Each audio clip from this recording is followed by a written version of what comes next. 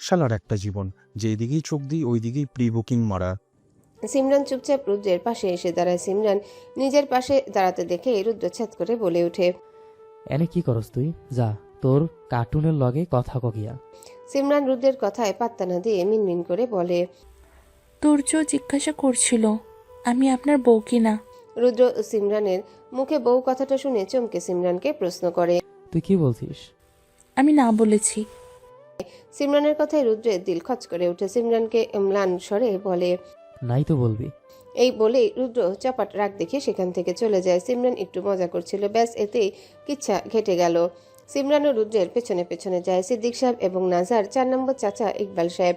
ওনারা ছদ্মবেশ ধারণ করে রংপুরের উদ্দেশ্যে রওনা হয়েছেন।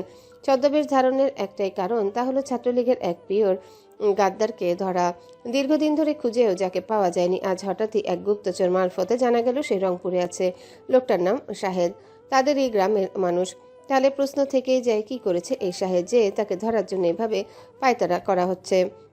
আর কেনই বা তাকে ধরতে হবে? তাকে ধরার প্রণোদনা হলো তাকে জীবন্ত পুড়িয়ে মারা, নয়তো চাপাতি দিচ্ছে মতো পিস করে কেটে ফেলা, তার রক্ত বোতলে ভরে নিজেদের বাবার কাছে নিয়ে যাওয়া। নাজার চাচাদের মধ্যে 15 জন জীবিত আছেন আর বেশ কয়েকজন মারা গেছেন। তাদের মধ্যে একজন ছিলেন সারোয়ার তালুকদার। সারোয়ার ছিলেন তালুকদার পরিবারের মধ্যে একমাত্র আওয়ামী লীগ নেতা। বয়স ছিল 27। পরিবারের সবাই ওনারই দল করার বিরুদ্ধে হলেও উনি দল কখনোই ছাড়েননি। ওনারই বন্ধু ছিল শাহেদ আর ইমতিয়াজ। তাদের তিনজনের খাতির যেমন রাজনীতির প্রেক্ষাপটে মজবুত ছিল, তেমনি ব্যবসায়িক দিক থেকেও ছিল ঘনিষ্ঠতা। 2024 জুলাই যখন কোটা আন্দোলন শুরু হয়, সারোয়ার সেই সময় প্রথম দিকে তার বিরুদ্ধেই ছিলেন। তাদের ক্ষমতাসীন দল তখন এসবকে তুচ্ছ-তাচ্ছিল্য করছিল, সঙ্গে উনিও। কারণ একটাই, তাদের দীর্ঘদিনের স্বৈরাচারী শাসনের অহংকার তাদের চোখে পর্দা ফেলে দিয়েছিল। তারা ভেবেছিল অতীতের মতোই ছাত্রলীগের লাঠি আর পুলিশের ধাওয়ায় ছাত্ররা মুখ ঢেকে ফিরে যাবে, কিন্তু এরপরেই তারা দেখলেন তরুণ প্রজন্মের এক অদম্য স্পৃহা, যা শুধু কোটার বিরুদ্ধে নয়, ছিল দীর্ঘ 15 বছরের বৈষম্য ও ফ্যাসিবাদী শাসনের বিরুদ্ধে। ছাত্র জনতার এই গর্জন যখন সরকারের ভিত্তি কাঁপিয়ে দিতে শুরু করে, তখন ভীত দল ও ক্ষুব্ধ প্রশাসন সিদ্ধান্ত নিল নির্মমতাই হবে এর একমাত্র জবাব। শুরু হলো রাষ্ট্রযন্ত্রের বেপরোয়া ক্ষমতা অপব্যবহার। পুলিশ, র্যাব এবং ক্ষমতাসীন দলের ছাত্র সংগঠন, ছাত্রলীগের কর্মীরা একযোগে ঝাঁপিয়ে পড়ল নিরস্ত্র জনতার উপর। লাঠিচার্জ, টিয়ার গ্যাস, সাউন্ড গ্রেনেড সবকিছু ব্যবহার করা হলো, কেবল লাঠি নয়। আন্দোলনের সম্মুখ সারিতে যারা ছিলেন তাদের লক্ষ্য করে চলল সরাসরি গুলিও। এই নির্মমতা থেকে বিন্দুমাত্র ছাড় দেওয়া হলো না মেয়েদেরও। বিক্ষোভকালে ছাত্রী ও সাধারণ নারীদের উপর হামলা করা হয়, লাঞ্ছিত করা হয় এবং অনেককে টেনে হিঁচড়ে আটক করা হয়। ক্ষমতা ও পেশিশক্তি ব্যবহার করে যাকে যেভাবে ইচ্ছে সেভাবে হেনস্থা করা হয়। পরিস্থিতি নিয়ন্ত্রণে আনতে দ্রুত বন্ধ করে দেওয়া হয় শিক্ষা প্রতিষ্ঠান। শিক্ষার্থীদের জোর করে হল থেকে বের করে দেওয়া হলো। বহু আন্দোলনকারীকে প্রকাশ্য রাজপথ থেকে তুলে নেওয়া হলো, যাদের অনেকের আর কোনো খোঁজ মেলেনি। হাসপাতালগুলোতে গোপনে দাফন করা হলো অজ্ঞাত পরিচয় মৃতদেহ। শুধু প্রকাশ্যে হত্যা নয়, জুলাই মাসে ঢাকার রায়ের বাজার সহ বিভিন্ন কবরস্থানে বহু বেওয়ারিশ লাশ দাফন করা হয়। হাসপাতালের কর্মীরা জানান, পুলিশের অনুমতি ছাড়া অনেক লাশ সরাতে হতো।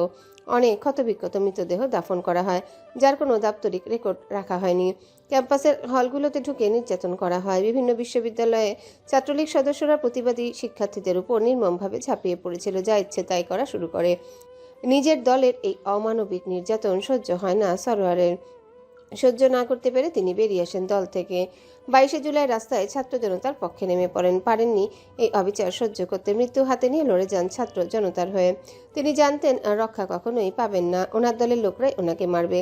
তবে নিজের বন্ধুদের হাতে মরতে হবে তা বুঝতে পারেনি। 23 জুলাই সকাল ওনার 2 বন্ধু ওনাকে নিজেদের পুরনো আড্ডাখানায় ডাকেন। যাওয়ার আগে নাদের সাহেবকে সম্পূর্ণ ঘটনাটাও বলে গিয়েছিলেন সারোয়ার। সে যে গিয়েছিলেন আর ফেরা হয়নি ওনার বাড়ি। তালুকদাররা লাশটা অবধি পাবেনি বা কি করে? শাহেদ আর ইমতিয়াজ যে ওনাকে মেরে গুম করে দিয়েছিল। ইমতিয়াজ রাতারাতি দেশের বাইরে যাওয়ার জন্য প্রস্তুত হয়ে যায় এবং চলেও যায়, কিন্তু শাহেদ যায় না। তার মনে মনে ছিল বিদেশে গিয়ে আর কি হবে, এখানে এগুলো কিছুদিন পর থেমেই যাবে, তারপর না হয় নেতাদের পা চেটে চুটে নিজেও একটা নেতার পদ হাতিয়ে নেবে। কিন্তু তার হয় না। স্বৈরাচারের পতন হয়, সঙ্গে শাহেদও লুকিয়ে বেড়ায়। ওরা নিজের হাতে নিজের বন্ধুকে কুপিয়েছিল। ওদের ইচ্ছে ছিল না কুপানোর, কিন্তু ওপর মহলের আদেশ যে দল থেকে বেরিয়ে গেছে সে নিশ্চিত গাদ্দার। দলের বিভিন্ন পরিকল্পনা, ক্রাইম এক্সপোজ করে দিতে পারে। বাধ্য হয়ে তারা সারোয়ারকে মারে, নয়তো তাদেরও মরতে হতো।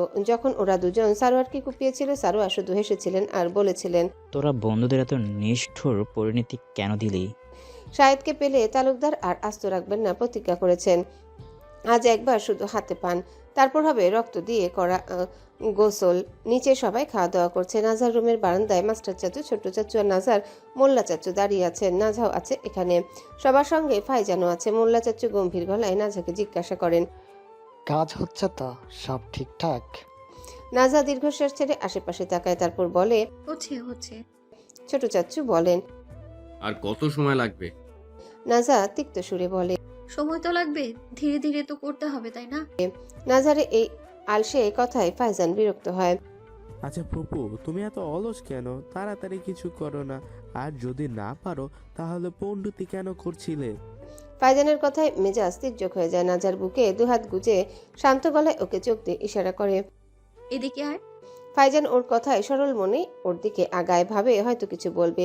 ও আগাতেই নাজা হাত বাড়িয়ে চুলগুলো চেপে ধরে, দাঁতে দাঁত চেপে ফাইজানের ডান পাশে টাস করে একটা থাপ্পড় মেরে বলে, তাহলে তুই কর। আয়, তুই আমার জায়গায় আয়। থাপ্পড় মেরে ফাইজানকে ছেড়ে দেয়। ফুপুর নরম হাতের ঝাক্কাস গরম থাপ্পড় খেয়ে ফাইজান তিক্ত গলায় বলে, তোমার মরা হাড্ডিতে এত শক্তি, আমার দাঁত নড়ে গেল রে। নাজা ওকে এমন কাতরাতে দেখে ভ্রুক্ষেপ না করে মাস্টার চাচুর দিকে তাকায় আর বলে, আমার কাছে ইম্পর্টেন্ট কিছু আছে। ওর মুখে ইম্পর্টেন্ট শব্দটা শুনে মাস্টার চাচুর হালকা রাগ হয় আর উনি জ্ঞান দেওয়া শুরু করেন। Najha, avoid saying intent. I said, make your English stand out. Say schooler instead. নাজা ওনার দেওয়া উপদেশ শুনে দীর্ঘশ্বাস ছেড়ে, এই মাস্টার চাচু মারাত্মক মানুষ। ছোটবেলা থেকে দেখে আসছে সিরিয়াস সময় উল্টাপাল্টা বা কমন ইংরেজি বললে উপদেশ দেওয়া শুরু করেন।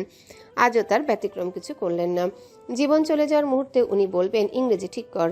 নাজা মাথা নেড়ে সম্মতি দিয়ে বলে, I shall ensure that I articulate this viewpoint at the next juncture. ওর কথায় মাস্টার চাচু সন্তুষ্ট হয়ে বলেন, The revision your commendable.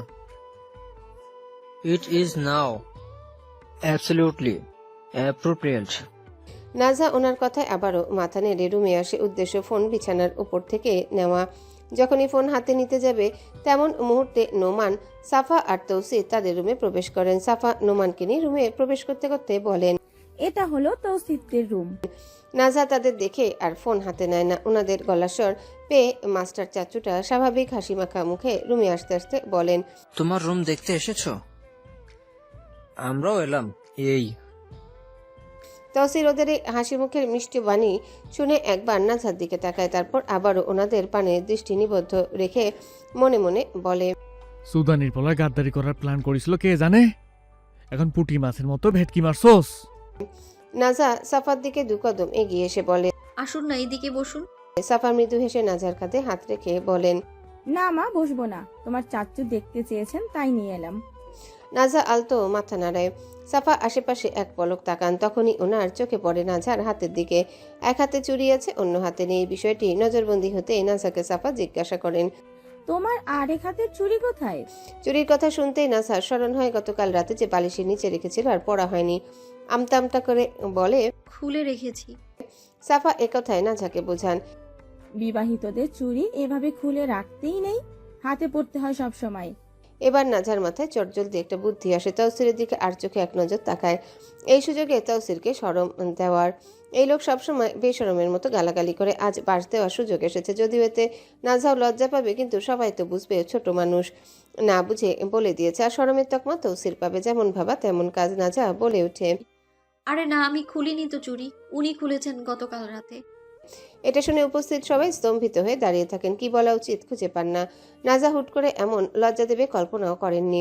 অতঃপর নাজার কথায় মিটিমিটি হেসে ওনারা পিছনে তৌসিরের দিকে তাকান। তৌসিরের দিকে তাকাতেই চোখ কপালে উঠে যায়, কারণ ওখানে তৌসির নেই। এক মুহূর্তের মধ্যে গায়েব হয়ে গেছে। এতে একটু স্থির শ্বাস পেলেন সবাই। এদিকে নাজার মুখ থেকে এমন ডাহা মিথ্যা শুনে তৌসিরের হৃৎপিণ্ড বেরিয়ে আসার উপক্রম। ওর কথা শুনে ইজ্জত বাঁচাতে আলগোছে রুম থেকে বেরিয়ে এসেছে। করিডোরে দাঁড়িয়ে আশেপাশে নজরে তাকায় আর বলে, লা হাওলা ওয়ালা কুওয়াতা ইল্লা বিল্লাহ, আমার ডাকাতিনি আমার ইজ্জতে ডাকাতি করে নিল রে। এক পর্যায়ে সবাই রুম থেকে বেরিয়ে যায়। সবাই যাওয়ার পর এবার রুমে ফিরে আসে তৌসির। আর নাজার সঙ্গে কিছু একটা হয়ে যাবে। কেন এত মিথ্যা বললো? রুমে এসে দেখে নাজা রুম থেকে বেরোতে নিচ্ছে। তৌসিরকে দেখে দু কদম পিছিয়ে গিয়ে জিজ্ঞাসা করে, আপনি এখন এখানে কি করেন? নিচে যান, মেহমানদের সাথে থাকুন। তৌসির ওড়নায় চঞ্চল চোখে চেয়ে থাকে কিছু সময়। বাহ, আজ তো মারাত্মক লাগছে এই নিরুপমাকে। কালো সুতির একটা গাউন আর লাল পাজামা ওড়না পড়েছে। তৌসিরের ভেতর হঠাৎই কিলবিল করতে থাকে। এই মেয়েটা জাদু জানে, প্রতিদিন নতুন নতুন রূপ ধারণ করে আর তৌসিরকে পুড়িয়ে মারে। এই জাদু করার দায়ে একে দু একটা মামলা দেওয়া উচিত। ডাকাত কি আর এমনি এমনি বলে? তৌসিরের অন্তর এই নারী ডাকাতি করে নিয়েছে। কঠিন থেকে কঠিন সাজা হওয়া উচিত এই নারী। তৌসির শিকদারকে নিজের মায়ায় ফেলে দিয়েছে, কঠিন পাপ করে ফেলেছে। তৌসির এই মহাভাবনার সমাপ্তি ঘটিয়ে এবার হাত বাড়িয়ে নাজার হাত টেনে নিজের দিকে নিয়ে আসে। নাজা আসতে চায় না, উল্টো তৌসিরের থেকে ছিটকে সরে যাওয়ার চেষ্টা করতে করতে বলে, ধুর, নিচে যান, মেহমানদের সাথে কথা বলুন। তৌসির নাজার এই ছুটাছুটি দেখে মৃদু হেসে ওর কোমরে দুহাত শক্ত করে রাখতে রাখতে বলে, মেহমানদের সামনে যাওয়ার মুখ রাখছো? মিথ্যা বললা কেন? আমি তোমার চুরি খুলছি? নাজা তৌসিরের প্রশ্নে আলতো ঘাড় কাত করে। বেশ অস্বস্তি হচ্ছে নাজা। তৌসিরের হাত দুটো ভারী বেপরোয়া। কোমরে রাখা হাতের আঙ্গুল দিয়ে বারবার নাজার কোমর পেটে খোঁচাচ্ছে। নাজা ছটফট করে উঠে বলে, আমার ইচ্ছে হয়েছে তাই আমি বললাম। সত্যিটা তো আপনি জানতেন, তাহলে বাধা দিলেন না কেন? তৌসির ওর কথায় ওর চোখে চোখ রেখে আর চোখে বলে, বিইজ্জত করছো? আরো বিইজ্জত করার ইচ্ছা আছে নাকি যে এমন পরামর্শ দিতেছো? এই বলে নাজাকে পেঁচিয়ে রাখা হাতের বাঁধন আরো শক্ত করে। নাজাকে নিজের আরেকটু কাছে টেনে আনে। তৌসিরের এই কাজে বিরক্তির এক সূক্ষ্ম রেখা নেমে আসে নাজার মুখ পানে। অন্তরে একরাশ অস্বস্তি নিয়ে বলে, ছোঁয়া কাছে টানা পছন্দ না আমার, অস্বস্তি লাগে, বিরক্ত হই আমি। নাজার কথায় তৌসির কোনো প্রতিক্রিয়া দেখায়, এতটুকু অন্তত বোঝে নাজা এসবে অভ্যস্ত নয়। তৎফলে নাজার এই বাণী উচ্চারণ তৌসির আলতো হেসে ধারণ করে। আমি জানি তুমি এসব পছন্দ করো না, তোমার বয়সটাই এমন, কিন্তু কি করতাম কও? তুমিও তো পুরুষ। এই বলে অন্য কিছু বলতে যাবে তার আগে নাজা তার মুখ থেকে কথা কেড়ে নিয়ে ক্ষীণ অনুনাদে বলে, আপনার নিজেকে গুটিয়ে রাখার সংগ্রাম আমার অজানা নয় তৌসির। আমার সন্তুষ্টি শুধু এইটুকুতেই যে আপনি আমার মানসিক শান্তিকে সম্মান করেছেন, যথাসম্ভব আমার থেকে দূরে থেকেছেন বা থাকছেন। আপনার এই নিরাসক্তি, আপনার করা অন্যান্য সকল ঘাটতির ঊর্ধ্বে আমার ভালো লাগার একমাত্র কারণ। হয়তো এক প্রকার করুণাই দেখাচ্ছেন আমার অস্থিরতার প্রতি। এটা করে আপনার নিজস্ব চাহিদা আছে, তা বুঝি আমি জানি আপনারও আকাঙ্ক্ষা আছে, কিছু পাওয়ার, কিছু চাওয়ার। তবে বিশ্বাস করুন, এই জিনিসটা বুঝতে পেরেও আমার শ্বাস রুদ্ধ হয়ে আসে। আমি বারংবার চেষ্টা করি নিজের এই ছটফটানিকে অস্বীকার করতে। আপনাকে বর্তমানের সত্য হিসেবে গ্রহণ করতে চাই আমি, কিন্তু অতীত, আমার ভেতরের অস্থিরতা আমাকে বর্তমানের কাছে পৌঁছাতে দেয় না। নাজার এই স্বীকারোক্তিতে তৌসির স্তব্ধ হয়। অচঞ্চল চাহনি নিয়ে শুধু নাজার পানে চেয়ে থাকে আর ভাবে, এতদিন ভাবতাম আমার ডাকাতিনি কম বোঝে, কিন্তু এখন তো দেখি আমার দাদার চেয়ে বেশি বোঝোর। বাহ তৌসিফ বাহ, তুই জিতা লইছিস মারাত্মক একছি। তোর এই পোড়া কপালে লাল চন্দ্রের গুয়া লাগলো কেমনে? না কারো দোয়া টোয়া লাগলো না তো? জীবনে তো কারো ভালো করস নাই, তাহলে দোয়া লাগবে কেমনে? মনে হয় দয়াল এবার একটু দয়া করে ভিক্ষা দিছেন। সবেই দয়ালের দয়া। তৌসিরকে নিজের পানে ভাবে চেয়ে থাকতে দেখে নাজা ভ্রু কুচকায়। নাজার মুখের প্রতিক্রিয়া দেখে তৌসির বাস্তবে ফিরে আসে। অতঃপর কোনো কথাবার্তা ছাড়াই হুট করে নাজাকে একটানে কাছে টেনে অভ্যাসের মতো নাজার গালে নিজের নাক ঠোঁট ঠেসে ধরে আর ফিসফিসিয়ে বলে, আমার কোনোটা লাগতো না এখন, খালি এমনি দুই একটা চুমুটুমু খাওয়ার সুযোগ দিও। নাজা পরে বিপদে বেজায় খারাপ অনুভূতি অনুভব হচ্ছে, তথাপি কিছু বলতে পারছে না তৌসিরকে। নাজা ছটফট করতে করতে তৌসিরের কাঁধে ধাক্কা দিয়ে বলে, দাড়িগুলো আমার গাল শেষ করে দিচ্ছে, সরুন।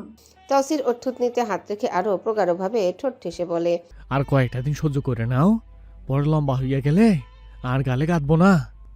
নাজা ওকে দূরে সরানোর জন্য প্রচন্ড জোরে ধাক্কা দিতে দিতে বলে, তাহলে লম্বা হওয়ার পর আইসেন, এখন ছাড়ুন, নিজে যাই, কাজে সাহায্য করি ওনাদের। তৌসির কি আর ছাড়বে এত সহজে?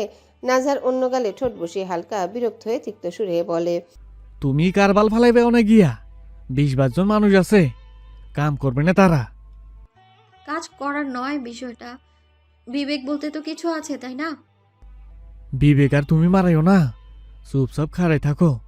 আমি যে সময় ছাড়মু ওই সময় যাইবা, আর কোনো কথা না। ব্যাস, নাজাও চুপ করে যায়। যেটা যেমন হচ্ছে তেমনই হোক, পরিস্থিতি তালে তালে শুধু তাল মেলাক। সবুরে মেওয়া ফলে দেখা যাক ওর ভাগ্য কি দেয়, ওর থেকে আর কি নেয়। তহসিলরা নিজেদের বাগানের আড্ডাখানায় বসে আছে, যেখানে সবসময় আড্ডা দেওয়া হয়। সবাই সোফায় বসে আড্ডায় মজেছে। আর তাদেরই পাশে একটা গ্লাসের কফিনের ভেতরে একজন ডাক্তার প্রাণ বাঁচাতে চিৎকার করছে। ডাক্তারের চিৎকার করার কারণ হচ্ছে তাকে কফিনের ভেতর ঢুকিয়ে কতগুলো বিষাক্ত কালাচের বাচ্চা ছেড়ে দিয়েছে তহসিল। সাপগুলো তার কানের ভেতর দিয়ে ঢুকে মগজে চলে গেছে, পায়ে, নাভিতে, গলায়, চোখের ভেতরে মারাত্মকভাবে দংশন করছে। একসময় দংশনের আঘাত সহ্য করতে না পেরে ডাক্তারটি মারা যায়। এই ডাক্তারকে মারার প্রধান কারণ হলো সে গাদ্দারি করেছে। কি গাদ্দারি? তহসিলের ওষুধ কোম্পানি আছে, ওর নিজের ব্যবসা বলতে 2টা ওষুধ কোম্পানি আছে, সাথে টাউনে কয়েকটা দোকান। জীবনে যত ছলচাতুরি করেছে তার সব কিছুর মূল মিলিয়ে কোম্পানিগুলো দাঁড় করিয়েছে। তহসিল নিজের বিজনেস এম্পায়ার ধরে রাখতে এক কৌশল নিয়েছে। এই কৌশলটা মেডিকেল এথিক্সকে একেবারে বুড়ো আঙ্গুল দেখায় বলা যায়, কিন্তু মার্কেটে টিকে থাকতে এটি অলিখিত রুল। শহরের অনেক নামকরা ক্লিনিকের কিছু ডাক্তারদের সঙ্গে ওর ডিল হয়। আপনার পেশেন্ট ভালো হোক বা খারাপ, প্রেসক্রিপশনে থাকবে শুধু আমাদের কোম্পানির মেডিসিন। রিটার্নে প্রতি প্রেসক্রিপশনের জন্য আপনাদের দেওয়া হবে মোটা অঙ্কের কমিশন। ডাক্তারের কাছে এটা এক্সট্রা ইনকাম, এক ধরনের গ্যারান্টিড বোনাস, কিন্তু এর আসল দাম চুকাতে হয় পেশেন্টকে। পেশেন্ট যখন সরল বিশ্বাসে ডাক্তারের চেম্বারে ঢোকে তখন তো সে আর জানে না তার জন্য লেখা ওষুধটা তার হেলথ কন্ডিশন অনুযায়ী নয়, বরং ডাক্তারের কমিশন টার্গেট অনুযায়ী। ফলাফল সঠিক ডায়াগনোসিস হওয়ার পরও ভুল বা অপ্রয়োজনীয় মেডিসিন খেয়ে অনেক রিকভারি হারিয়ে ফেলে, কেউ কেউ আরও খারাপ অবস্থায় চলে যায়। তো এই ডাক্তারও তহসিলের সঙ্গে ওই চুক্তিতেই কাজ করছিল, কিন্তু গতকাল তহসিল জানতে পারে সে শুধু তার কোম্পানির মেডিসিনই প্রেসক্রাইব করেনি, বরং একই রোগের জন্য প্রতিদ্বন্দ্বী কোম্পানির প্রোডাক্টও লিখে দিয়েছে। অর্থাৎ সে এক প্রেসক্রিপশনে 2 কোম্পানির থেকে কমিশন নেওয়ার গেম খেলছে। এক ঢিলে 2 পাখি মারার কৌশল আর কি। তো কিভাবে তহসিল ডাক্তারের শয়তানি ধরতে পারলো? আসলে চুক্তিবদ্ধ ডাক্তাররা আসলেই কোম্পানির মেডিসিন প্রেসক্রাইব করছে কিনা সেটা ট্র্যাক করার জন্য তহসিলের নিজস্ব একটা মনিটরিং টিম আছে, একদম প্রফেশনাল সেটআপ বলতে গেলে। এই টিমের মেম্বাররা শহরের সেই সব চুক্তিবদ্ধ ক্লিনিকের ভেতর ইনফিল্ট্রেট করে রাখে নিজেদের। কেউ রোগী সেজে যায়, কেউ ক্লিনিকের স্টাফ সাজে। তাদের টাস্ক ডাক্তারের চেম্বার থেকে বের হওয়া রোগীর প্রেসক্রিপশনটা এক ঝলক দেখে নেওয়া বা চুপি চুপি একটা ছবি তুলে কোম্পানি সার্ভারে আপলোড করা। গতকালও এই নজরদারি দল তাদের কাজ করছিল। দিনের শেষে যখন প্রেসক্রিপশনগুলোর ছবি তহসিলের কাছে পৌঁছায় তখনই ধরা পড়ে এই ডাক্তারের দ্বিমুখী শয়তানি। এজন্য তহসিলরা ডাক্তারকে তুলে এনে এমন মৃত্যু দেয়। ডাক্তারকে মরে যেতে দেখে রুদ্র আফসোস করে বলে, ইস, বেচারা মইরা গেল। রুদ্রের কথায় মিনহাজ মামা মদের গ্লাসে মদ ঢালতে ঢালতে বলেন, খানকির পোলারা নিজের অভ্যাসে নিজেরাই মরে। নায়েজেম চাচা চুপচাপ সিগারেট টানছিলেন, এতক্ষণ কোনো বক্তব্য রাখেননি। তবে হঠাৎ তহসিলের দিকে তীক্ষ্ণ চোখে চেয়ে বললেন, বাবা তৌসির, তুই এগুলো বাদ দিয়ে ভালো হ। তুই বিয়ে করছস, সংসার আছে তোর, আর কতদিন এই মন্দ কামে থাকবি? নাজিম চাচার কথায় এখানে বসে থাকা সবাই ভিমড়ি খেয়ে যান। আর খাওয়ার এই তো কথা, জিনের মুখে আয়াতুল কুরসি শুনে এমনই তো হবে। পাপের বাপ প্রায়শ্চিত্তের জ্ঞান দিচ্ছে। তৌসির নাজিম চাচার কথা আর তোয়াক্কা না করে তাচ্ছিল্যের সহিত উচ্চারণ করে, মন্দ আছি, মন্দই থাকি, ভালো লোকের আবার বদনাম বেশি। রুদ্র তৌসিরের কথায় সায় দেয়। হক কথা ভাই কইছ। নাজিম চাচা রুদ্রের কথায় মুখ বাঁকান। এই ফান্দির বাচ্চা, তুই আর ভেলকি মারিস না।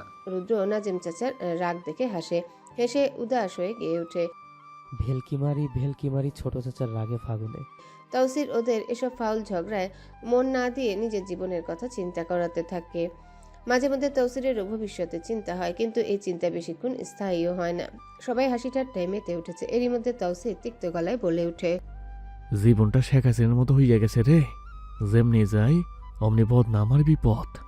নুহমান তৌসিরের কথায় উচ্চস্বরে হেসে তাল মিলিয়ে বলে, হাসিনা আপার জীবনটা বর্তমানে মেলা কঠিন। একবার ভাবো তোমরা, এমনিতেই এত বিপদে দূর করতে চেয়ে দৌড়া পড়বো হেটার নামও ইউনুস।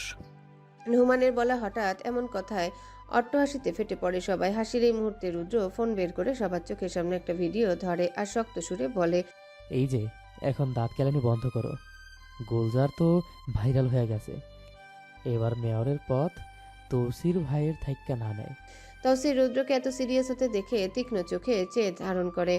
কি নিয়ে আবার ওই সুদানির পোলা বাঁকা হইল? রুদ্র এক্সপ্লেন করে, আরে গতকাল একটা ইন্টারভিউতে ওর বউ কথা কইছিল, তখন ওই সময় ওর বউয়ের বুকের কিছুটা দেখা গেছিল মনে হয়, আর কোন মগা এটা ভিডিও কইরা ভাইরাল করে দিছে। ভাইরাল হওয়ার পর ওর বউ লাইভে ওরে লইয়া আইয়া কান্নাকাটি কইরা মানুষের নিজের পক্ষে লইয়া গেছে। এখন সবাই সমাবেদনা দিতাছে। আজকের টপ সার্চ গোলজার আর ওর বউ। তৌসির এই কথায় মুচকি হেসে স্বল্প সময় চুপ থাকে, অতঃপর বলে ওঠে, ওই মাগি আর ওর জামাই নিজের কন্ট্রোভার্সি নিজেরাই করছে, তাহলে আমি ওই খেলায় একটু সামিল হই। মিনহাজ মামা সন্দেহ নিয়ে জিজ্ঞাসা করে। কেমনে? তৌসির কেরামতকে ইশারা করে আর বলে, কেরামত ভিডিও অন কর, খালি আমারে দেখাবি আর সবাই মুখ বন্ধ রাখ। কেরামত কোনো প্রশ্ন না করে ভিডিও অন করে, কারণ সে জানে তৌসির যাই করবে সঠিকই করবে। তৌসিরের পদক্ষেপ ভুল কখনোই হয়নি আর হবেও না। কেরামত জুম করে ভিডিও শুরু করে। তৌসির রুদ্রের দিকে তাকে ইশারা করে, রুদ্র না বুঝেও মাথা নাড়ায়। তৌসির বলতে শুরু করে, এগুলো আসলে বাজে জিনিস, একজন মহিলাকে এভাবে হেনস্থা করা উচিত হয়নি। আজকালকার তো মিডিয়া ব্যবস্থা কুকুরদের মতো হয়ে গেছে। এগুলো কেমন নীতি? মানুষ কি করে এমন সিরিয়াস কিছু নিয়ে ইস্যু ক্রিয়েট করতে পারে? জানা ছিল না। এইসব মিডিয়া বয়কট করা উচিত। কেরামত ভিডিও অফ করে দেয়। নুহমান ভুরুকুচকে জিজ্ঞাসা করে, কি করতে চাইতেছো? তৌসির ঠোঁট টেনে তাচ্ছিল্যের হাসি এনে বলে, কেরামত গুলজারের যে ম্যানেজার আমাদের হইয়া কাম করে, এই ভিডিও ওরে দিয়ে কবি চলে বলে কৌশলে যেন ওই মাদার সুতরে দেখায়, আর যেন বলে ওর নিজস্ব গুপ্তচর আমাদের লোকে আছে। নাজিম চাচা তৌসিরের মতলব ঠিক ধরতে পারেন না। উনি খানিকটা আশ্চর্য হয়ে জিজ্ঞাসা করেন, তোর মতলবটা কি? এই ভিডিও যে ওরে যদি দেশ, তাইলে সুদিনের ফলা এটারে খারাপভাবে এডিট করে মিডিয়া দেব, তখন বুঝবে না বাস কেমন আর কত প্রকার। তৌসির নাজিম চাচার ন্যায় চটপট রাগ নিয়ে চেয়ে বলে, এই সাওয়ান্নাতি বন্ধ কর, তোর বাগার প্যান প্যান। আমি যা করছি তার ফল বের হইলে বুঝবি আমি কি করছি। মিনহাজ মামা নাজিম চাচার দিকে তাকিয়ে বলে, আরে তুই এত কথা কইস না, ও যা ইচ্ছে করুক, বাস খাইলে আমরা লগে নাই। তৌসির এই কথা শুনে তিক্ত সুরে বলে, তোদের মতো মগা দুনিয়ার দুইটা নাই, দেখিস আগামীকাল টপ সার্চে আমি থাকবো। রুদ্র ভুরু কুচকায়। কেমনে?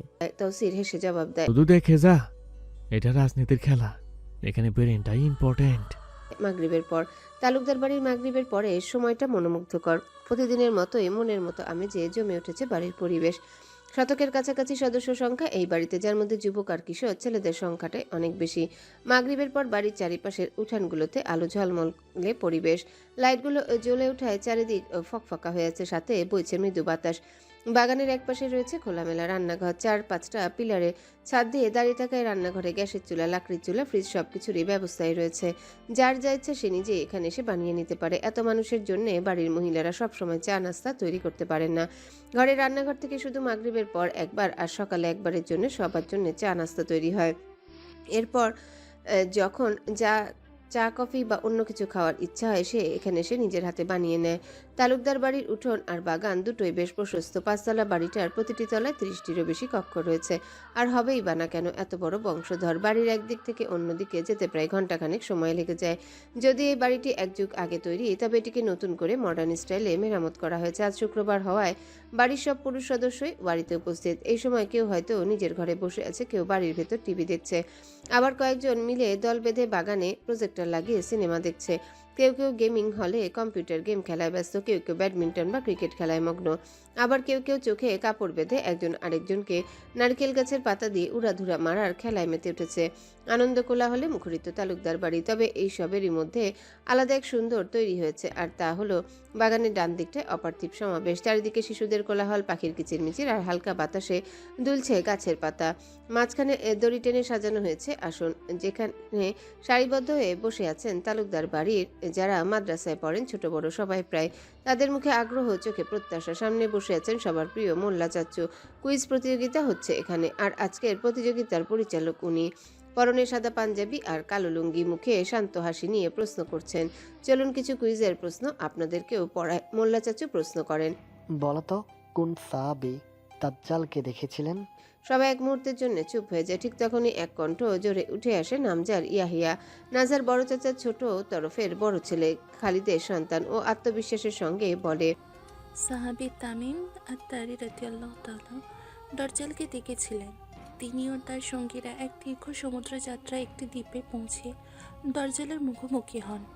পরে নবী করিম সাল্লাল্লাহু আলাইহি ওয়াসাল্লামের কাছে ফিরে এসে সব ঘটনা বর্ণনা করেন, যা হাদিসে উল্লেখিত আছে। মোল্লা চাচু হাসেন, মাথা নেড়ে বললেন, মাশাআল্লাহ, একদম সঠিক উত্তর। এরপর পরবর্তী প্রশ্ন করেন, মুহাম্মদ সাল্লাল্লাহু আলাইহি সাল্লামের এর লক্ষ্য কি ছিল? একটা কণ্ঠ উচ্চারিত হয়, আস সাদিকুল আমিন। মোল্লা চাচু সন্তুষ্ট হয়ে বললেন, জাজাক আল্লাহ। এবার বলো, কোন নারীকে রাসূল সাল্লাল্লাহু আলাইহি সাল্লাম দ্বিতীয় মা বলা হয়? উপস্থিত দুজন একসাথে উত্তর দেয়, ফাতিমা বিনতে আজাদ রাসিউল্লাহ এর চাচিকে। সুবহানাল্লাহ। এরপর প্রশ্নের দ্বারা আরো গতি পায়। তিনি প্রশ্ন করেন, কোন নবী জান্নাতের হুরকে বিয়ে করেছিলেন? হযরত সীসা। চারিপাশে ছড়িয়ে পড়ে। উত্তর পেয়ে সন্তুষ্ট হয়ে চারিপাশে তাকে আবারও প্রশ্ন করেন, কোন নবী তার বাবার চেয়েও বড় ছিলেন? উত্তর অনেকগুলো আসে কিন্তু সঠিক মিলে না। পাশ থেকে তালহা ভাই এসে সমাবেশ বসতে বসতে উত্তর দেন, হজরত উজায়ের আলাইসাল্লামের ছেলে বাবার চেয়ে 100 বছর বড় ছিলেন। উত্তর শুনে মোল্লা চাচু মুচকি হেসে আবারও প্রশ্ন ছুড়েন, নবীজির কবর কে খনন করেছিলেন? তালহা ভাইয়ের সৎ ভাই তায়েব উত্তর দেয়, হজরত আবু তালহা। তালহা নাম শুনে সবাই মুচকি হেসে তালহা এক নজর ভাইয়ের দিকে তাকান। মোল্লা চাচু ফের প্রশ্ন করে, নবীজির নাম কোরআনের সবচেয়ে বেশি উল্লেখ আছে? সবাই এক কণ্ঠে বলে ওঠে। এবার মুসা। মোল্লা চাচু বলেন, চলো কুইজের মধ্যে একটু বিরতি নিয়ে পড়ি।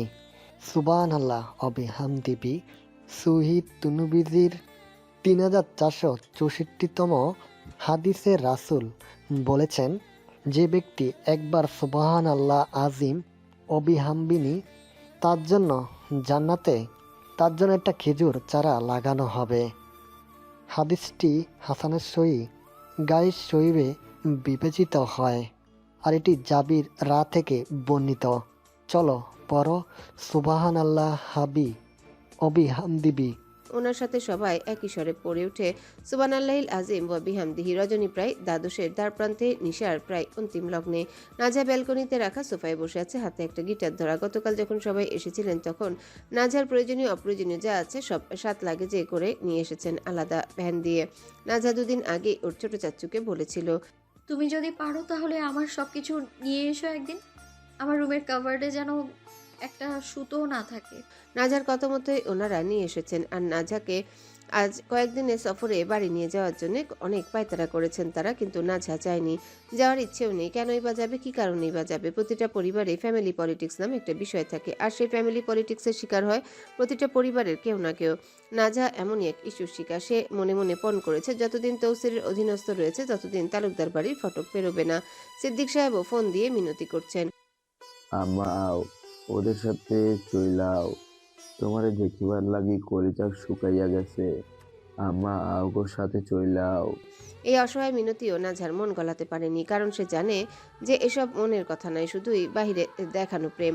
নাঝার 3টে গিটার আছে, একটা সাহেব ভাই দিয়েছেন, একটা ইকরাম ভাই আর একটা তালহা ভাই। এই মুহূর্তে নাজার হাতে যে গিটারটা তা তালহা ভাইয়ের দেওয়া। নাজা গিটারের তারে হালকা আঙ্গুল বুলাচ্ছে আর এক দৃষ্টিতে ফ্লোরের দিকে তাকিয়ে এই ভবনময়ী বেদনার কথা ভাবছে। এই যন্ত্রণার মুহূর্তে হাজির হয় তৌসির। মুচকি এসে সোফার সামনে রাখা ছোট্ট মোড়ায় বসতে বসতে নাজার দিকে চোরা চোখে চেয়ে বলে, কিতালো আমার ডাইনি, তুমি গান গাও গাও না কিতা? তৌসিরের ছোড়া ব্যঙ্গবাণীতে নাজা অতিষ্ঠতা অনুভব করে, যাকে বলে বড্ড চেয়েও বড্ড বেশি অতিষ্ঠতা। গরম চোখে তৌসিরের দিকে তাকানোর উদ্দেশ্য ছিল একটা কড়া কথা বলার, কিন্তু তাকানোর পর সেই উদ্দেশ্যটা গায়েব হয়ে যায়।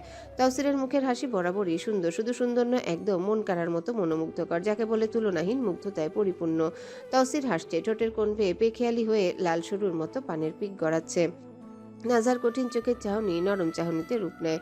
তৌসিরকে পান খেতে দেখেনি, তবে জানে যে তৌসির মাঝে মধ্যে পান খায়, তাও চুন জর্দা এগুলো ছাড়া, শুধুমাত্র পান আর সুপারি। তৌসিরের এই পান খাওয়া দেখে নাজার ঠোঁটের কিনারে এক চিলতে মেকি হাসি ফুটে ওঠে, তাও তার নিজের অজান্তেই। নাজা এটা ঠিকই বুঝতে পারে যে পানের পিক পড়ছে, এ বিষয়ে তৌসিরের বোধগম্য হয়নি। আজ আবার তৌসিরের পরনে সাদা পাঞ্জাবি আর কালো পায়জামা, একটা হ্যান্ডসাম হ্যান্ডসাম ভাব আসছে তাকে দেখে। নাজাকে মুচকি হাসতে দেখে তৌসির ভুরু নাচিয়ে জিজ্ঞাসা করে, কিতালো হাসো না কেন? এই প্রশ্নে নাজা কি উত্তর দিবে খুঁজে পায় না, তারপরও আলস্য ভঙ্গিতে আলতো গলায় জবাব দেয়, বাহ, আজ তো আপনাকে আলাদা আলাদা লাগছে। নাজার বলা আলাদা আলাদা কথাখানি বুঝতে পেরে তৌসির মনে মনে একটু খুশি হয়ে অন্তরে বুনে, এই সাউয়ার মাইয়ার থেকে তো জীবনে নিজের প্রশংসা শোনা আমার কাম্য না, কিন্তু তারপরও আলাদা আলাদা বলল মানে ভালোই লাগতেছে। আমার মতো কাউয়ারে যে ভালো কইলো এইটাই অনেক। একটু ভাব নেই, তা নইলে তো ইমেজ নষ্ট হইয়া যাইব। এমনিতেই ইমেজের যা হাল।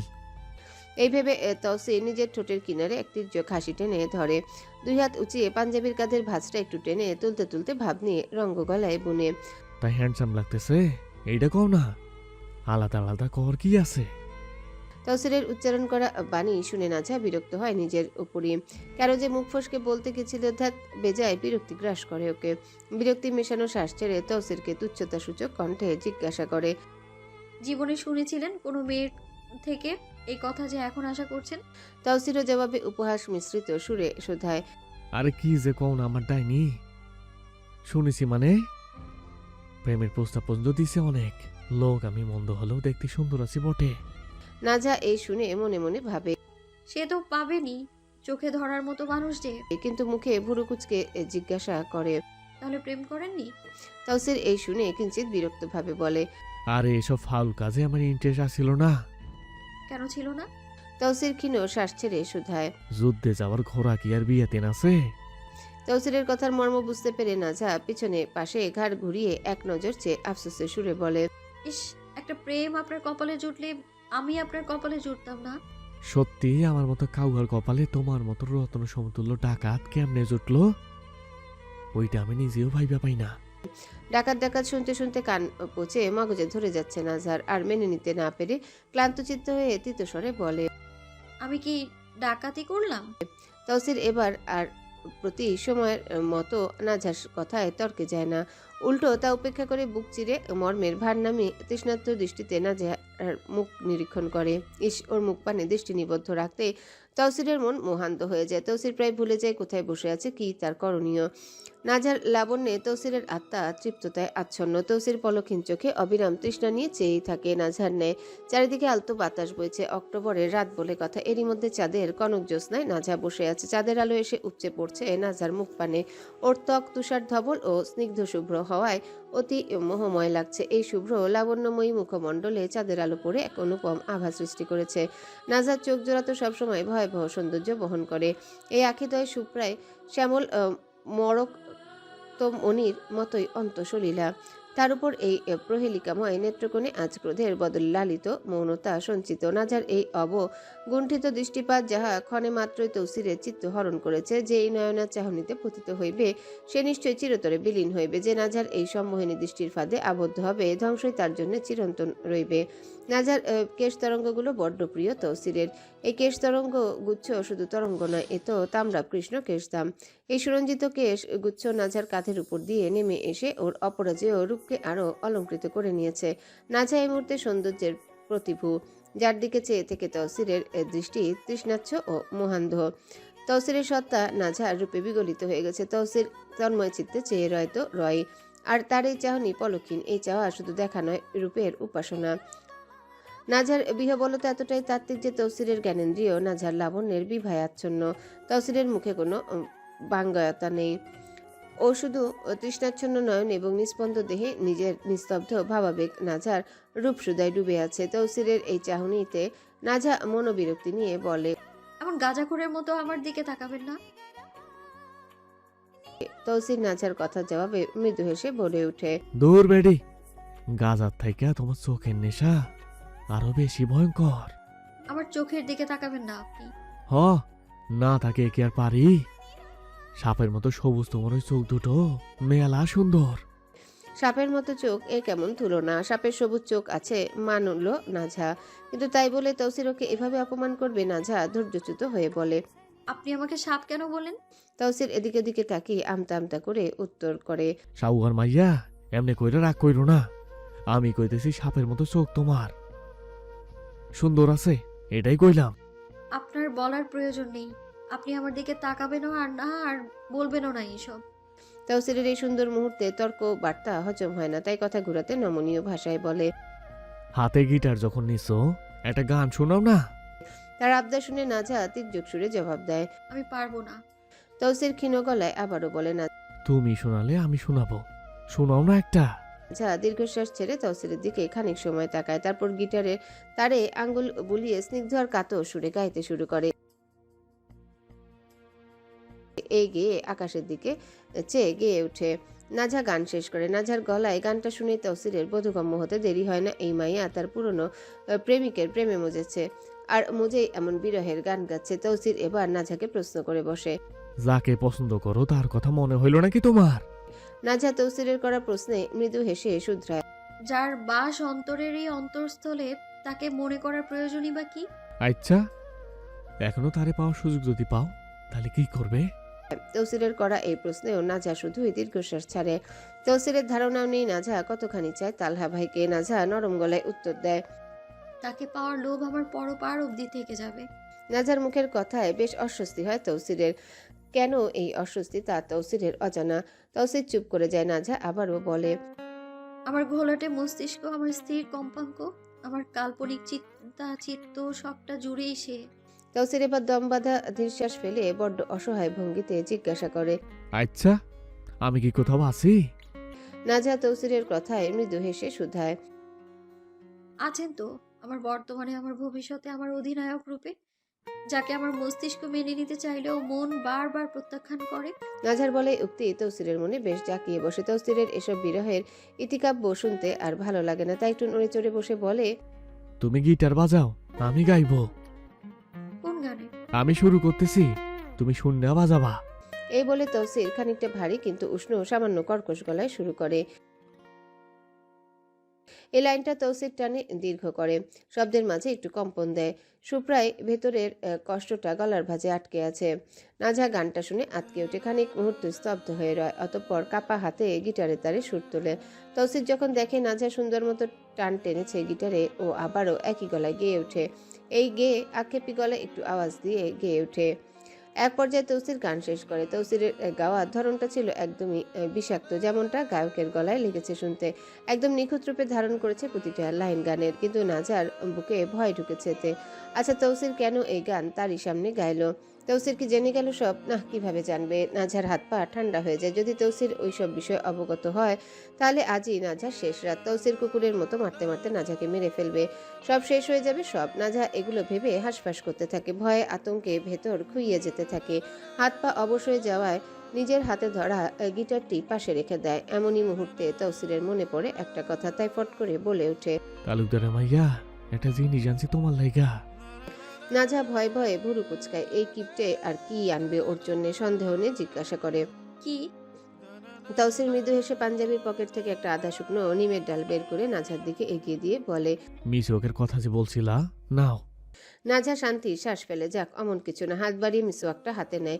প্রথমে ঠিক বুঝতে পারেনি এটা নিমের ডাল, তবে হাতে নিয়ে বুঝতে পারে এটা নিমের ডাল। তৌসির এটাকে মিসওয়াকের শেপ দিয়ে নিয়ে এসেছে। নাজা দাঁতে দাঁত চেপে তৌসিরের দিকে স্বল্প ক্রোধ নিয়ে চেয়ে বলে, নিমের ডাল কেন? তৌসির সহজ সরলভাবে উত্তর দেয়, মিসওয়াক একটা 30 টাকা, তাই নিমের ডাল দেয়া কইরা নাও, দাঁতের মারিও ভালো থাকবো।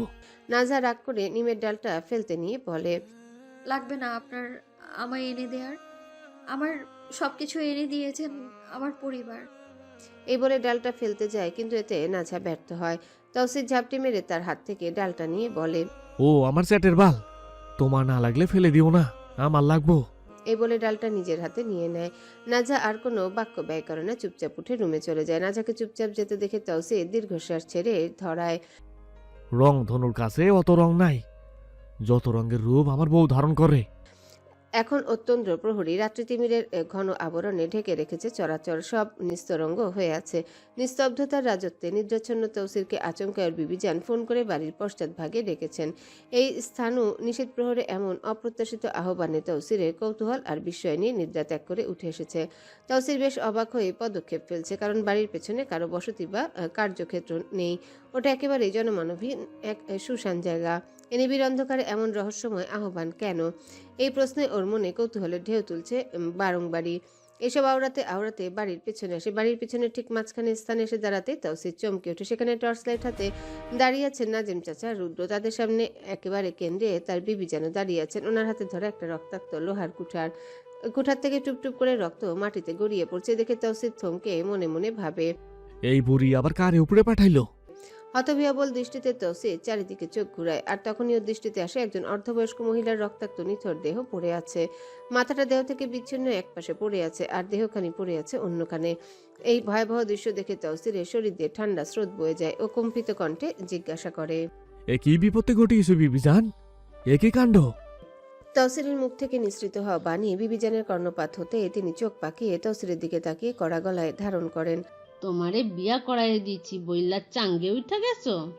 কইছিলি তোরা কই থাকোস? এই মাগি কুটি থাইকা বাইর হইয়া গেট অব্দি আইয়া গেছিল, আমি ধইরা বাড়িতে আইনা কুপাইছি। তৌসির বিবিজানের থেকে কাহিনী শুনে নাজেম চাচার দিকে তাকিয়ে বলে, আমি কি কইতাম?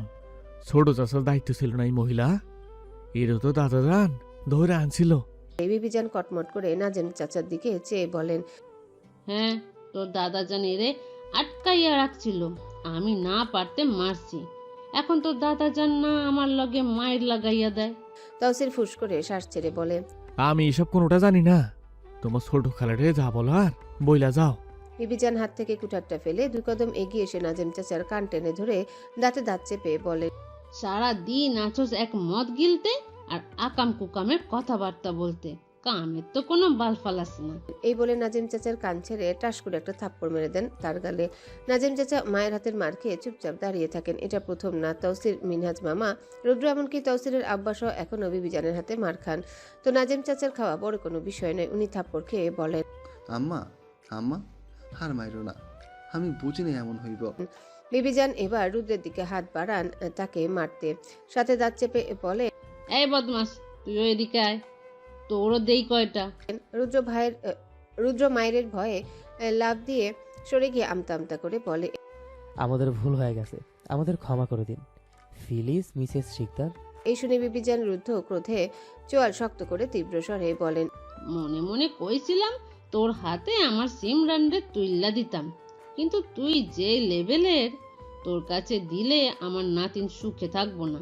সিমরানের কথা শুনে রুদ্র এক লাফে আবারও জায়গায় এসে দাঁড়িয়ে উত্তেজিত গলায় বলে, না না, আমি সব কাম পারি, আমি এখন থেকে ভালো হয়ে যাব। বিবিজান আর তর্কে জড়ান না, কারণ সময় এখন রজনীর অন্তরতম ক্ষণে, ফজরের আগে এই লাশটা গুম করতে হবে। তিনি নাজিম চাচা ও রুদ্রকে বলেন, তোরা এই লাশ গুম কর। এই বলে তৌসিরের দিকে তাকিয়ে বলেন, আর তুই আমার লগে কুটিরে আয়, কথা আছে। তৌসির দীর্ঘশ্বাস ছেড়ে বলে, এত রাতে না গেলে হয় না বিবিজান, আমার বউ ঘরে একলা, ডরাই যদি। বিবিজান শুনে মুখ ভেঙচিয়ে বলেন, বাহ, প্রথমে বিয়া করতে চাইলি না, আর এখন এত প্রেম বউ লাগি। তৌসির খানিকটা অপ্রস্তুত হয়ে বলে, না না, কি যে কও না, ও ডরাই আর কি। আচ্ছা, তাইলে তুই যা, কাইল কথা কই মনে, বাচ্চা মানুষ ডর বুকত লাগতেই পারে। তৌসির মাথা নাড়িয়ে বাড়ির উদ্দেশ্যে রওনা হয় আর মনে মনে বলে, বুড়ির বুড়ি, এক পা কবরে আর এক পা রাইখায় কি রাজত্বটাই করতেছে না।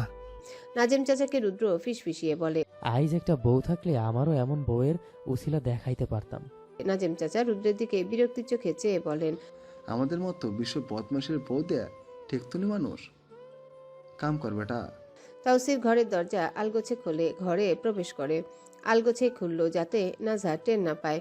ঘরে ঢুকে সামনে তাকাতে দেখে নাজা জায়নামাজে বসে আছে, ওর পাশে ওর 3 বিড়ালও বসে আছে। তৌসির দীর্ঘশ্বাস ছেড়ে চুপচাপ এগিয়ে এসে বিছানায় গা এলিয়ে দেয়। খুব ঘুম পাচ্ছে, নিদ্রার তলদেশে ডুবা অতি প্রয়োজন। এই ভেবে তৌসির বালিশে মাথা রাখতে নাজেহার গলা কানে ভেসে আসে, সব মিটিয়ে এলেন নাকি পরনারী থেকে? এই প্রশ্নে তৌসিরের মনে বেজায় ক্রোধ জন্ম নেয়। কেন এমন কথা বলল নাজা? সবসময় শুধু মন্দ ভাবনা ভাবে তৌসিরের সম্পর্কে। ক্রোধ জন্ম নিলেও তথাপি নিজের ক্রোধ সংকোচ করে শান্ত গলায় বলে, আমি গেছিলাম বাইরে, তুমি যা ভাবতেছো তা না। নাজা ঠিক বিশ্বাস করতে পারে না তার কথাখানি, তাই আবারও ক্ষীণ গলায় শুধায়, ধোয়া তুলসী সেজে কি লাভ? সত্য আমাদের দুজনেরই জানা। তৌসির নাজার এই কঠিন কথায় এবার ক্রোধ ভরে উচ্চারণ করে, অতিরিক্ত কিছুই ভালো না তালুকদার মাইয়া, তুমি বেশিই বলতেছো। বাহ, দোষ করবেন আর দোষী বলেই বেশি হয়ে যায়। তৌসির শান্ত স্বরে শুধায়, নারী দোষ ব্যতীত জগতের সমস্ত দোষের বিষ আমার রক্তে মিশা। নাজা আর তর্কে যায় না, চুপ হয়ে যায়। এটাই সত্য, অথচ মস্তিষ্ক মেনে নিতে না পারলেও অন্তর ঠিকই বলে এগুলা মিথ্যা, সব মিথ্যা। নাজারের নীরবতা দেখে তৌসির সিলিং এর দিকে তাকিয়ে তাবাসসুম হেসে বলে, বিশ্বাস করলা না আমারে? নাজা ম্লান হেসে মৃদু আওয়াজে ধারণ করে, বিশ্বাস করতে তো চাই, কিন্তু পরক্ষণে কানে বাজতে থাকে আপনার নামে শোনা দুর্নামের কাসর ঘটনাটা। তাওসির দুর্নামের কথা শুনে খানিকটা হাসে, অতঃপর বলে, তিরস্কারের লীলাভূমিতে মুখোশ ছাড়াই বাস করি, দুর্নাম তো থাকবই। এই বলে কিছু মুহূর্ত চুপ থেকে ফের বলে, তাই বললে এগুলো বিশ্বাস করে আমরা ঘৃণা করবা? আপনার প্রতি আমার কোনো ঘৃণা নেই। তাইলে আমারে দোষ দেয়া সবসময় কথা কেন কও? ওটা আপনার অভ্যেসেই বলি। এই বলে নাজা একটু দম নেয়, যে অভিমানটা এতক্ষণ সযত্নে লুকিয়ে রেখেছিল তা এবার প্রকাশ করে। এই মাঝরাতে আমায় একা এই ঘরে কোন বিবেকে রেখে গেলেন? এটা তো আমার বাপের বাড়ি না, ভয় হয় আমার একা থাকতে। তাওসির এই শুনে মনে মনে ভাবে, ওহো, এই ব্যাপার, এই কারণে আমার নাগিন আমার লগে এমন তেরামি করতেছে। তাওসির আলতো হেসে বনে, আইসা, আর জীবনও যাইতাম না তোমারে তুইয়া, এখন আও ঘুমাই। আপনার মতো তো বেদিন না আমি, ফজরের নামাজ না পড়ে ঘুমিয়ে যাব। বেদিন শব্দটা শোনা মাত্রই তাওসিরের আত্মসম্মানে লাগে, সে প্রায় চেঁচিয়ে উঠে বলে, এই বেডি মুখ সিনাল, আমারে বেদিন কোস না, আমি শুক্রবার নামাজ পড়ি। নাজার সর্বাঙ্গ যেন জ্বলে যায় অদ্ভুত যুক্তিতে, সমস্ত ক্ষোভ উগড়ে দিয়ে বলে, সারা সপ্তাহ বুঝি পিরিয়ড থাকে আপনার, তাই শুধু শুক্রবার নামাজটা পড়েন? এই কথা শুনে তাওসিরের রাগ আর বিস্ময়ে থম মেরে যায়। সেই 19-20 সালে ফেসবুকে সে এমন টাইপ নামাজ না পড়া নিয়ে কথার এই কত পোস্ট দেখেছে, নিজেও কতটা হাহারে দিয়েছে। সেই সময় সে নিজেও অন্যদের এসব বলে ঠাট্টা করত, কারণ তখনকার তৌসির সব জাউরামো একপাশে রেখে নামাজটা নিয়মিত পড়ার চেষ্টা করত, কিন্তু এখন আর তা হয় না। যদিও একেবারে ছাড়েনি, হায় রে কপাল, সে মানুষকে যা বলে তামাশা করত, আজ তার নিজের বই তাকে সেই কথা ফিরিয়ে দিচ্ছে। এই দুঃখ কই রাখবে তৌসির? এই মায়া তো বহুত বেত্তমিজ। তৌসির এবার থমথমে করা গলায় বনে, তোরে এতদিন ভাবতাম তুই খারাপ, কিন্তু এখন তো দেখতেছি তুই বিশ্ব খারাপ। খারাপ কথাটা শুনে নাজা দমন করা রাগে কড়া গলায় ছুড়ে, আমি যখন এতই খারাপ তাহলে করেন না আমার সাথে সংসার। তাওসির বড্ড বিরক্তি হয় এই কথায়, মনে মনে ভাবে, তোর মতো দুশ্মনে মাইয়া লগে কি আর সংসারে এমনি করতেছি নাকি? বিবি জান আর আমার বাদাম্মা বাপ জোর করে গলায় ঝুললেছিল বললা, আজ আমার এই অবস্থা। তাওসিরের উপেক্ষার তিক্ত সুরে বলে, লঙ্গিতে আগুন লাগলে যেমন খুললেই বিপদ, না খুললেও বিপদ, ঠিক তেমনই তোমার লগে ঘর করলে বিপদ, না করলেও বিপদ। তৌসিরের কথার উত্তরে নাজার ঠোঁটে এক ফালি শুষ্ক হাসির রেখা ফুটে ওঠে। এখন আর তর্ক করবে না, নিরুত্তর থাকে। ইদানিং তার বড় অবসন্ন লাগে প্রতিদিনের এই অন্তহীন বিতণ্ডা, নিজের সবটুকু জীবনী শক্তি নিংড়ে নিচ্ছে। এই তর্কের কোনো কুল কিনারা নেই। না, এভাবে নিজেকে ক্ষয় হতে দেওয়া যাবে না, মনকে শক্ত করে নিজেকে সামলাতে হবে। তৌসিরের সাথে বাদানুবাদে জড়ালে সেই আগুনে ঘি ঢালা হবে, তার চেয়ে নীরবতায় শ্রেয়। এই বৃথা বাক্যবায় করে আর কি বা হবে? দিন শেষে মানুষটা যেমনই হোক, তাকে আশ্রয়িত না যেহাকে এই সংসার সমুদ্রে ভাসতে হবে। তাকে মেনে নেওয়া, মানিয়ে চলাই এখন তার নিয়তি। এই ছটফটা নিয়ে অস্থিরতা এখন বড্ড অর্থহীন। ফজরের পর নাজা ফজরের নামাজ শেষ করে তেলওয়াত করে একটু বাগানে হাঁটতে গিয়েছিল, কিন্তু হালকা ঠান্ডা লাগায় আর বেশিক্ষণ হাঁটেনি, ফের চলে এসেছে। একটু ঠান্ডা লাগলে ওর আবার হাঁচি দেওয়া শুরু হয়ে যায়, আর হাঁচি দিতে দিতে সারা শরীর নড়ে জ্বর উঠে যায়। এই সমস্যা নাজার ছোটবেলা থেকে, সিজারে জন্ম হওয়ায় অল্পতেই অসুস্থ হয়ে যায়। ও আর ওর ভাই নাজারেরও একই সমস্যা। ওরা ছুঁইতে মোড়া পাতার মতো, একটু আঘাতেই নুয়ে পড়ে। ঘরে এসে এখন শুয়ে শুয়ে রিলস দেখছে। বাড়ির রান্নাঘরে আজ আর যায়নি। তৌসির পূর্ব দিকে পা দিয়ে বিছানায় শটান ভঙ্গিতে শুয়ে আছে, আর নাজা তার বুকের মধ্যস্থলে মাথা রেখে দক্ষিণ দিকে পা দিয়ে বাঁ পায়ের হাঁটুর উপর ডান পা তুলে আয়েশ করে শুয়ে ইনস্টাগ্রামে রিলস দেখছে, তাও সাউন্ড ফুল দিয়ে। তৌসির নাজার এইসব কাণ্ডে খুবই বিরক্ত, খুবই। আর হবেই বা না কেন, তৌসিরকে যে বড্ড জ্বালাচ্ছে নাজা। এই যে তৌসিরের বক্ষে মাথা রেখে শুয়ে আছে, তাতে তৌসিরের অসুবিধা নেই, আপত্তিও নেই, কিন্তু নাজা শান্তিতে শুয়ে নেই। বারবার মাথা নাড়াচাড়া করাচ্ছে, এর উপর নিজের লালচে কালো চুলগুলো খোপা খুলে তৌসিরের চোখে মুখে গলায় ছড়িয়ে দিয়েছে। সাথে তো ফোনের সাউন্ড আছে, এই সাউন্ডটাই বেশি বিরক্ত করছে তৌসিরকে। ঘুম লাগলেই ভেঙে যাচ্ছে। তৌসির কিছু বলার জন্য মুখ খুলবে, তার সাধ্য নেই। মুখ খুললেই নাজার চুল আর তার মুখের ভেতরে চলে যায়। তৌসির হাত দিয়ে নিজের মুখের উপর থেকে চুলগুলো সরিয়ে আধো ঘুমিয়ে গলায় বলে, নাজা, সাউন্ড কমাও।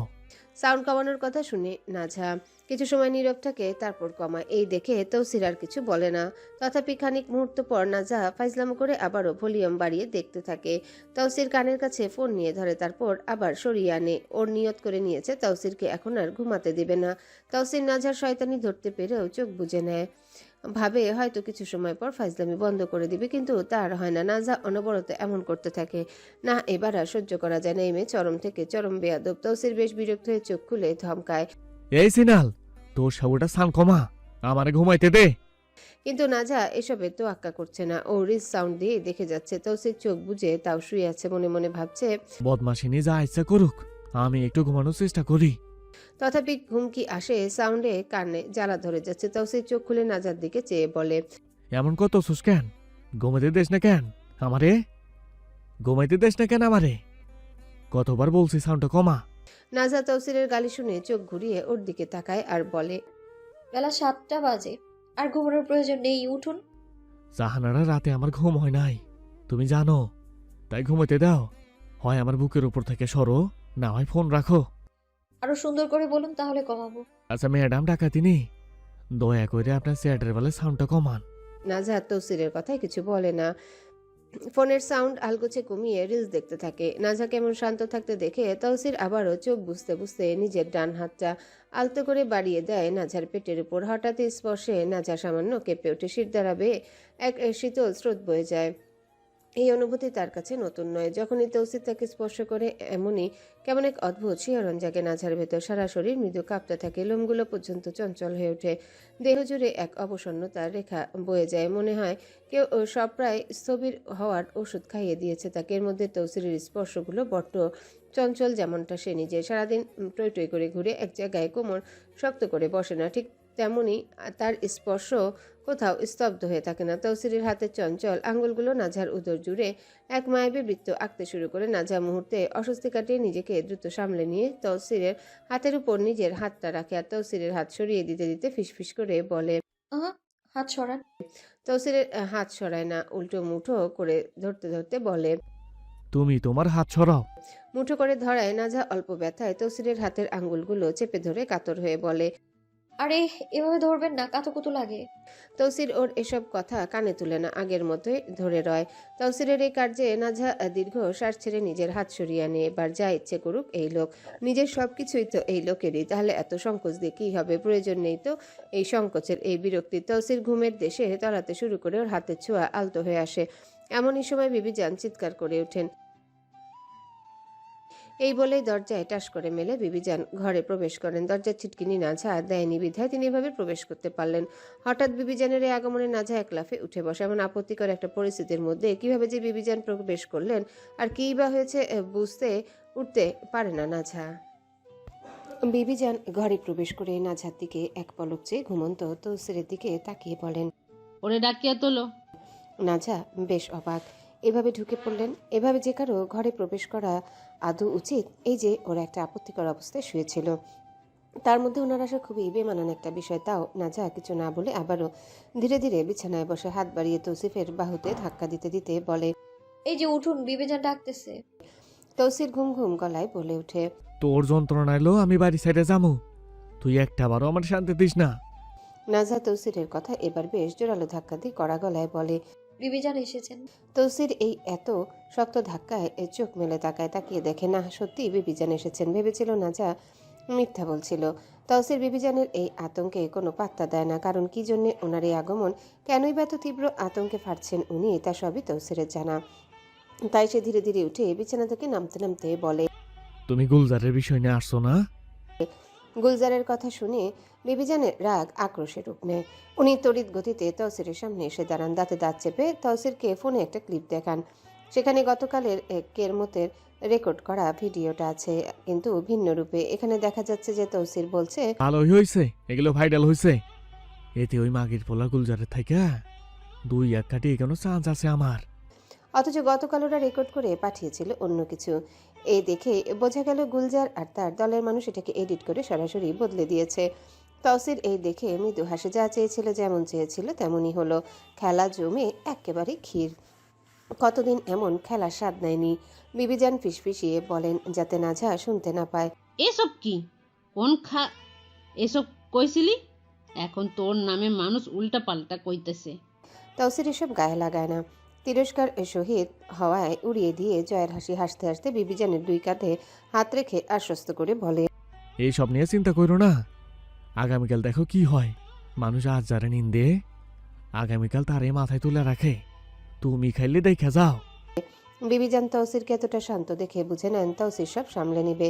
তৌসির নিজের বদনামে কিছু রটাবে এতটা বোকা ওনার তৌসির নয়, তাই তিনি দীর্ঘশ্বাস ছেড়ে বলেন, খারাপ কোনো বাল যেন না হয় মনে রাখিস।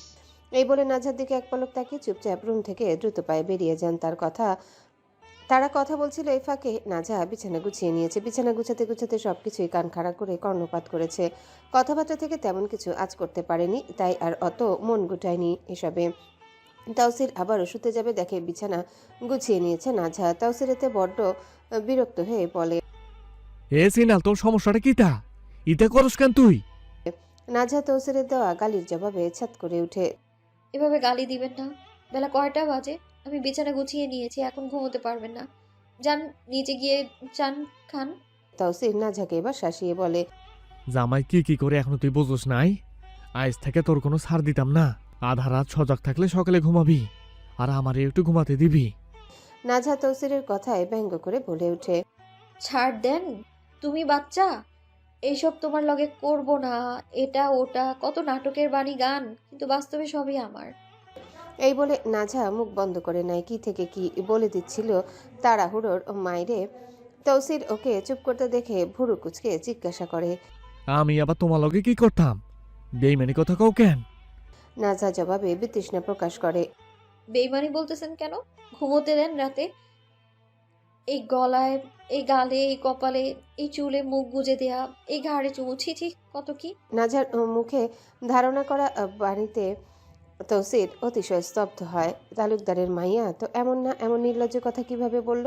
তৌসির নাজার কথার জবাবে তিক্ততার আভা মিশানো নিগুর স্বরে শোধায়, সি সি তালুকদার মাইয়া, তোমার একটু লাজ লজ্জা নাই? জামাই হিসাবে আলো গেছে একটু মিঠা মায়া করি, এটাও এমনি করে ব্যঙ্গ করে বলতেছ? নিজে করতে সময় লজ্জা লাগে না? আর আমি বললেই দোষ? না না না না, তোমার মতো নোবেলপ্রাপ্ত ডাকাইত মানুষের দোষ আছে নাকি? যত দোষ আর নিন্দা আমার ওই। সে তো আর আছেই, মন্দ লোকের নিন্দাই তো বেশি। আচ্ছা তুমি এখন নিচে যাও, গিয়া আম্মা চাচির লোকে কামে সাথ দাও, আমি আইতাছি। না, আমি যাব না। আমি গেলেই আপনার বিবিজান আমার দিকে কেমন করে তাকান আর খোঁচা মেরে কথা বলেন। তৌসির নাক মুখ কুচকায়। বিয়ের পর থেকে শুরু হয়েছে এই দুই বেজাত মহিলার রেশারেশি, আর থামারই নাম নেই। তাই আর এক্সট্রা কথায় না গিয়ে লুঙ্গির গিট খুলে তা শক্ত করে দিতে দিতে সামনের 2 কদম ফেলে বলে ওঠে, আমি যাই, তুমি লাগতা না। এই বলে রুম থেকে বের হওয়ার জন্য অগ্রসর হয় নাজা। তৌসিরের যাওয়ার পানে এক নজর দেখে, আবারও বিছানা গুছাতে থাকে। তৌসির দরজার সামনে এসে বাইরে উকি দিয়ে দেখে কেউ আছে কিনা। যখন দেখে কেউ নেই, তখন ঠোঁট রঙিলা হাসি টেনে ধরে দ্রুত পায়ে নাঝার পিছনে এসে দাঁড়িয়ে নাঝাকে পিছন থেকে জড়িয়ে ধরে। ওর পেটের সাইডে কাতুকুতু দিতে দিতে নিজের নাক মুখ ঠেসে ধরে নাঝার ঘাড়ে গলায় বারবার ছোঁয়াতে থাকে। এমন অপ্রত্যাশিত অঙ্গীকারে নাঝা ভয়ে লজ্জায় ইতস্তত জমে যায়। কাতুকুতু লাগায় নিজের অজান্তে খিলখিলিয়ে হাসতে হাসতে বলে, আরে আরে কি করছেন, কি করছেন? কিচ্ছু না। শিকদার কুঠিরের অন্দর মহলে বিবিজানের ঘরের দিকে লুঙ্গির কোণ হাতে নিয়ে চিল্লাতে চিল্লাতে এগোতে থাকেন তুয়াইত সাহেব, অর্থাৎ তৌসিরের দাদাজান। নূরজাহান, নূরজাহান বলে হাঁক দিতে দিতে তিনি প্রবেশ করেন। শিকদার কুঠির কি কোনো গোপন আস্তানা? না, শিকদার কুঠির কোনো নিছক গোপন আস্তানা নয়। এটি আসলে শিকদার জমিদার বাড়ির একটি সুবিশাল শাখা। বাইরের লোকজনের কাছে এই স্থানটি স্রেফ একটা বিশাল কৃষি ও পশু সম্পদ কেন্দ্র হিসেবে পরিচিত। এখানে রয়েছে শত শত মুরগি, গরু, ছাগল ও পাখির সুবৃহৎ খামার। চারিপাশে নজর কাড়া ফল ফুলের বাগান আর বিস্তীর্ণ জলরাশিতে ফিশারি, মাছ চাষের বিপুল আয়োজন। ফসল ও অন্যান্য সামগ্রী রাখার জন্য রয়েছে সুবিশাল গুদামঘরও।